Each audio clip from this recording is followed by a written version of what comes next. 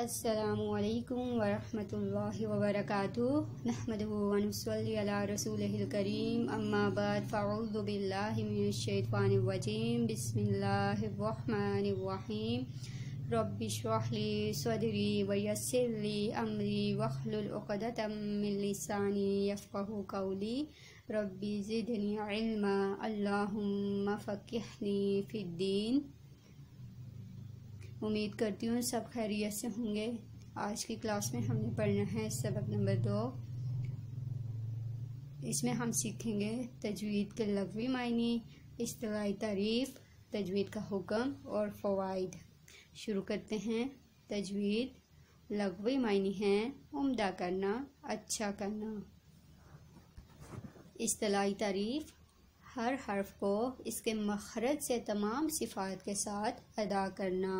मौजू हरूफ तअज्जी और कुरानी कलिमात हैं।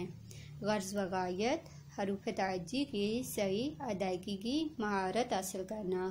हुक्म इल्म तजवीद का सीखना फ़र्ज़ कफ़ाया है, लेकिन इसके मुताबिक तिलावत करना फ़र्ज़ आइन है। फ़ायदा रज़ा इलाही और दोनों जहानों में कामयाबी हासिल करना है। मर्तबा ये अफजल तरीन उलूम में से है, क्योंकि इसका तल्लुक़ कुरान मजीद के साथ है, जो तमाम कुतुब से अफजल और आला किताब है। तो अब देखते हैं हम तजवीद के अरकान कितने हैं। अरकान इल्म तजवीद के 4 अरकान हैं। नंबर 1 हरूफ के मखारिज का जानना। नंबर 2 हरूफ की सिफ़ात को पहचानना। नंबर 3 हरूफ के तमाम हिकमात को जानना। नंबर 4 ज़ुबान को हरूफ की सही अदायगी का आदी बनाना। तो आज के लिए इतना ही। मिलते हैं अपनी अगली क्लास के साथ।